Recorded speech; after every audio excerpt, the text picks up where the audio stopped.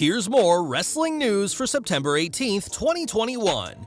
And your headlines for this afternoon include Roman Reigns has yet another opponent lined up, important update on Triple H's health following hospitalization, possible massive spoiler for 2021 WWE Draft, backstage notes on WWE NXT stars passing on contract offers, the bizarre setup to the non-title women's match on Smackdown, should WWE be awarded for the most ridiculous WWE nickname ever? Why AEW wrote Chavo Guerrero Jr. off television? Bianca Belair honored by Kane prior to WWE Smackdown, and more. We are starting off today with NXT 2.0, as the show's relaunch had to go ahead this week without Triple H after he suffered a cardiac event due to a genetic issue. In his place, Shawn Michaels oversaw the show, but with Bruce Pritchard keeping Vince McMahon informed throughout, and now all of the game's focus is on getting better. In the Wrestling Observer newsletter, it's noted that Triple H is in good shape and taking calls with people in the company, but superstars can only call to wish him well and are banned from talking any WWE business with him. Hopefully, the cerebral assassin is able to heal up soon, as NXT really needs their leader as they continue their new era programming. But for now, Triple H is taking a well-earned break from all business matters. Next month, the WWE will host its annual draft, which will kick off with the October 1st Smackdown on Fox. We've previously reported that WWE hasn't made any concrete plans for this year's draft, but now, one massive pick may have already been spoiled. A new advertisement is floating around online which is promoting a Universal title match for that Smackdown between Roman Reigns and Drew McIntyre. The image seems to be from TV, and there's no word on if this match will be a televised or dark match for the live crowd. McIntyre's name had previously come up as someone expected to switch brands, as he's wrapped up his feuds on Raw. It was just over a week ago that WWE told sources that they were keeping all options open for the two-time former WWE champion, and now it looks like he'll be representing Team Blue on the road to Survivor Series. Over the past few months, there's been plenty of talk of NXT contracts expiring, as the company believed Adam Cole's deal expired in December this year instead of July. Since Cole, it's been revealed that Pete Dunne's deal was meant to expire this year, but he's reportedly re-signed, and that Johnny Gargano's contract is up on December 3rd. We now know why so many deals are ending like this, as Fightful Select reports that NXT superstars have been previously passing on contract extensions. In their report, it's noted that Gargano was one of several NXT superstars to be offered new contracts in the fall of 2019 when NXT was moved to the USA Network and became a 2-hour show. At the time, WWE was trying to re-sign as many names across all brands, but a source in WWE has said that there's not much incentive for top NXT performers to re-sign. It's said that the rates of long-term deals with NXT are nowhere near the money that was being offered to Raw or SmackDown talent at the time. It's also added that this difference in pay wasn't just for the top names of NXT, but everyone on the Gold brand was severely underpaid when compared to their main roster counterparts. Adam Cole was another wrestler who passed on the 2019 contract extension, and Fightful added that several names, even those who weren't even being used on TV, passed on the new deals. Now Cole is gone from NXT, and Johnny Gargano may be next, but after already losing one veteran of NXT, we're sure WWE will try harder to keep the leader of the way around.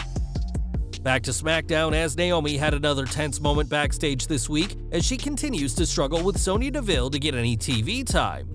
Demanding a match from Deville, Naomi reminded her that she's been in WWE longer and has accomplished more than the former MMA fighter.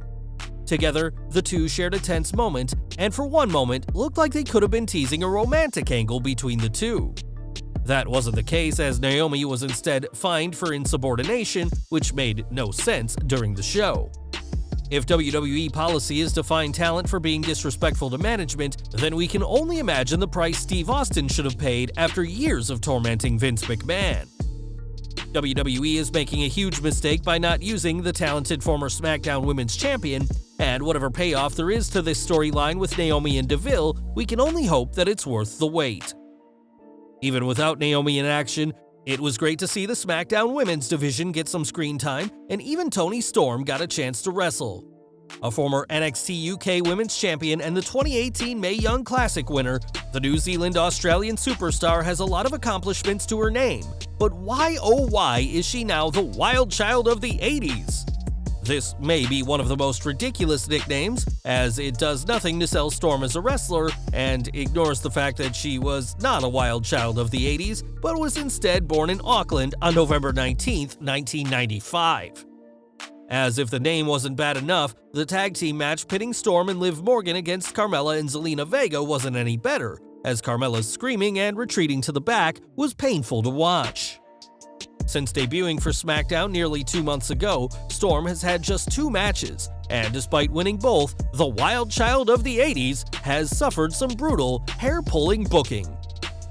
Up until recently, Andrade El Idolo had been managed in AEW by Chavo Guerrero, but that alliance ended last week when the former NXT champion attacked the third-generation wrestler. It's believed that Chavo Guerrero's departure was done to set up Ric Flair's arrival in AEW, but there's another reason why the former superstar was kicked to the curb. As the Wrestling Observer newsletter reports, the reason for the angle on Rampage where Chavo Guerrero was turned on by Andrade and then beaten down by Penta and Phoenix, which looked like a character blow-off, is that Chavo works as the wrestling coordinator for the TV show Young Rock, and they're filming the 2nd season of the show now. In an interesting note, the showrunner for Young Rock is the sister of Nick Khan. Chavo is no stranger to doing stunt work, as he also coordinated on Netflix's Glow series, and now has Young Rock to his stunt resume as well. The Observer also noted that Chavo is expected back in AEW once Young Rock Season 2 wraps up filming, and we imagine he'll have a score to settle with Andrade El Idolo. And we're ending today with Bianca Belair, who has had an incredible year, having won the Women's Royal Rumble and headlining Night 1 of WrestleMania to become the SmackDown Women's Champion. Belair is a native of Knoxville, Tennessee, where last night's Smackdown aired, and Knox County Mayor Glenn Jacobs, aka Kane, was around to make Belair's homecoming extra special. Not only was there a ceremony for Belair earlier in the day, but WWE held their own special ceremony to shed more light on her impressive accomplishments.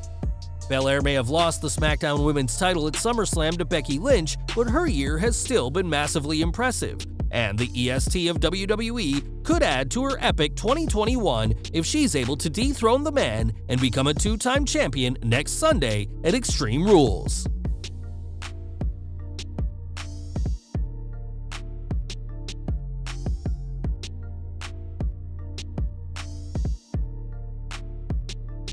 Well guys, that's our news for today. Please share your comments below. Also hit the like button, subscribe to our channel, and hit the bell icon to receive all notifications. And as always, thanks for watching.